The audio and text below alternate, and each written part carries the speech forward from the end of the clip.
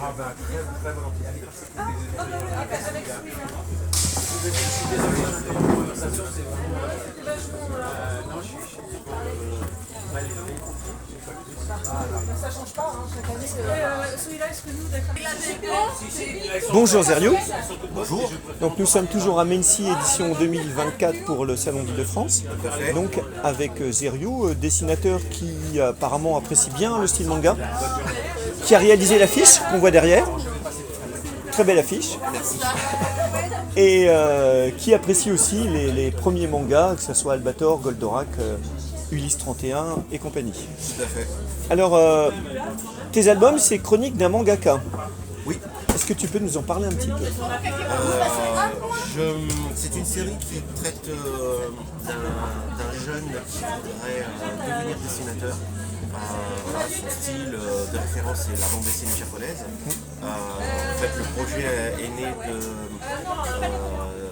d'une idée que j'avais eue après avoir fait une animation dans une école. Une enfant de 8 ans me demandait mais comment on fait pour être dessinateur de manga. Alors je lui ai dit je vais expliquer un peu le topo, mais je vais voir mon libraire. Je lui ai dit il n'y a rien pour les enfants qui parlent du sujet du manga. Et il me dit non. À l'époque, il y avait une autre série qui marchait qui s'appelait Bakuman, qui allait commencer à marcher en France, qui s'appelait Bakuman, mais qui était... Et je m'étais dit, c'est une super idée. Et puis j'ai eu la super opportunité, la chance de rencontrer Christophe Cazenove, Célèbre scénariste. Scénariste des Sisters, dernièrement de Boule-et-Bill, voilà.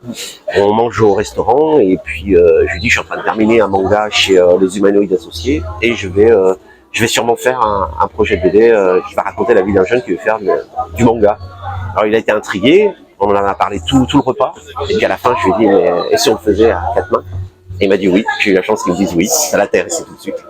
Donc est né de là, autour d'une table, le projet. Ça a mis 2 ans de gestation avant de se faire. Le temps que voilà, moi je me remette un peu des 450 pages de manga que j'avais fait pour les Humanoïdes Associés.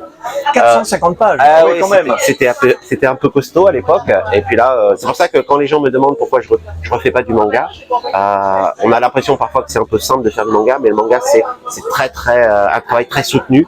Voilà, je dis pas que c'est pas le même travail non plus pour la colorisation d'une BD, mais c'est quand même assez intense en termes de production de pages.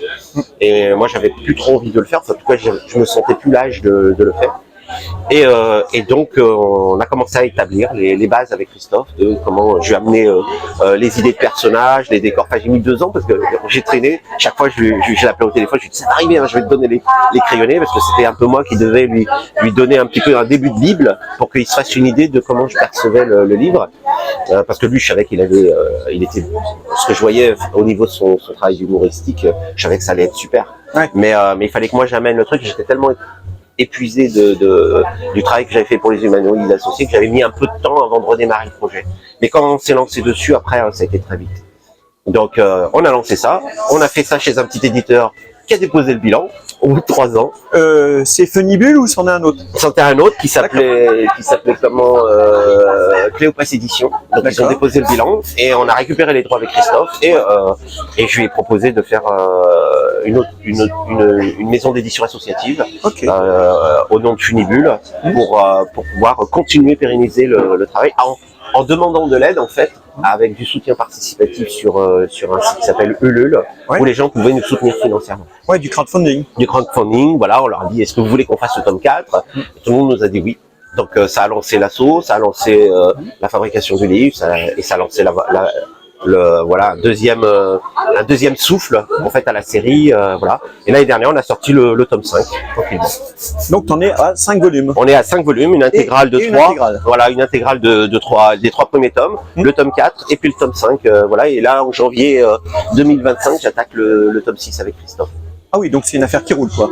Oui, ça se fait avec... maintenant, je me considère plus comme un artisan que vraiment comme quelqu'un qui doit produire de la page de BD. Ouais. Là, je prends le temps, on fait le travail, on fait des beaux albums avec notre imprimeur.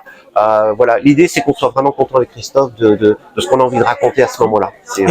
En parlant des albums, c'est toi aussi qui fais les couleurs? Oui, je fais la colorisation. Au départ, je travaillais avec des coloristes et quand je leur ai dit ce que je voulais en termes de colorisation, très côté bonbon, voilà, ils m'ont dit. C'est ce que j'allais dire, c'est flashy, quoi.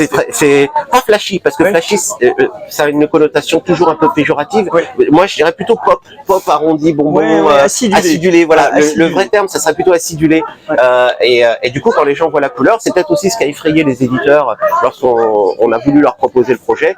Ils trouvaient vraiment que c'était trop, voilà. Mais ce bouquin, voilà, le premier tome, je trouve qu'avec les couleurs que j'avais fait à l'époque, et il a pas vieilli en termes de colorisation. Ah, il y a une certaine fraîcheur. Ouais. Il reste encore, alors qu'il a quand même 14 ans, ouais. L'album, et je trouve qu'il a pas, il est pas passé en fait en termes de, donc c'était quelque chose d'assez assez avant-gardiste par rapport à ce que je voulais proposer, et mes coloristes m'ont dit non mais tu te rends pas compte du boulot que ça va représenter. Si, maintenant je sais ce que ça représente. Oui, les coloristes c'est un vrai métier. Non, franchement voilà. C'est un vrai métier. Hein. Il faut leur reconnaître ça, les coloristes quand ils font un travail qui est laborieux, et ben il faut leur reconnaître cette partie. Mais j'aimerais bien m'offrir les services d'un coloriste, mais malheureusement, on est une toute petite structure, quoi. Donc on a l'association pour l'instant n'arrive même pas arrive tout juste à dégager ce qu'il faut en droit d'auteur pour les auteurs. Donc là, pour l'instant, voilà, ça avance. Ça fait 7 ans qu'on a monté l'asso et on est content de. Mais moi, tu sais où va l'argent? Ben voilà, en tout cas, les gens, on leur explique bien que pourquoi on pratique du circuit court et qu'on ne nous trouve pas en librairie. C'est pour une logique toute simple, c'est que le travail doit d'abord bénéficier aux auteurs. C'est la première des choses. C'est la règle. On peut commander sur Internet quand même. Oui, on a un site qui s'appelle funibule.com. Donc Funi avec un seul N. Voilà, Funibule. FUNYBUL, voilà. Et depuis 2 ans, sur la boutique, on a mis la CD. Donc les gens peuvent commander maintenant et on envoie au Mondial Relais. Ok, bah c'est de bonne nouvelle. Est-ce que tu peux me redire un peu, c'est comment tu es tombé dans le manga? Alors, je vous montre quelque chose. Ouais. Voilà. Là, vous avez tous les dessins animés de mon enfance, voilà. Et le jour où j'ai rencontré ces dessins animés, ces personnages, voilà, dans les années 80, ça a changé ma perception du dessin. Alors au départ, on ne sait pas que c'est du manga. Au départ, on voit ils appelaient ça de la japonaiserie, voilà. Voire japonaiserie. Voire japonaiserie. Et en fait, moi, ce que je voyais dedans, c'était une fraîcheur, c'était une efficacité, c'était du mouvement que j'avais pas vu dans d'autres dessins animés. Et avec les années, les dessins animés, Dragon Ball, les Chevaliers du Zodiac, voilà, tous ces dessins animés qui sont arrivés après coup, m'ont fait découvrir ce que c'était que le manga noir et blanc. Donc je me suis intéressé, j'ai regardé. Moi j'ai eu une période très comics américains, les Spider-Man, X-Men, Iron Man, et tout ce qui était Marvel, Strange, Titan, Marvel, Lug, Titan. Ouais. Et puis je m'en suis éloigné pour revenir vers ce côté. En fait, depuis l'âge de 8 ans, je voyais ces héros qui étaient du manga sans qu'à l'époque on les appelle manga. Et en fait, j'ai développé mon travail tout autour de ce genre d'univers graphique. Ce qui fait qu'aujourd'hui, on obtient voilà, ce genre de dessin qui est typé, mais qui garde quelques références, par exemple sur la franco-belge. Les oreilles qu'on voit là, on voit que ça pourrait être des oreilles de Gaston Lagaffe.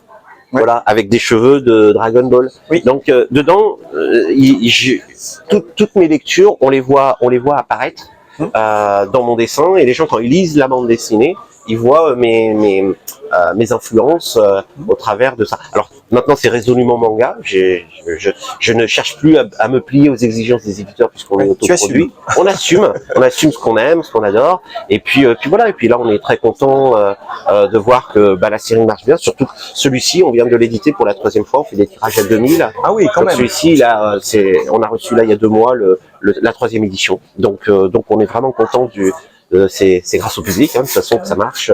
Nous on fait notre travail le mieux possible, mais après c'est la surprise. C'est dans les mains du public. C'est exactement ça. Mais surtout en circuit court, c'est très bon. Voilà, on est plutôt pas peu fiers de voir comment ça fonctionne. Et je pense qu'on a à peu près fait le tour.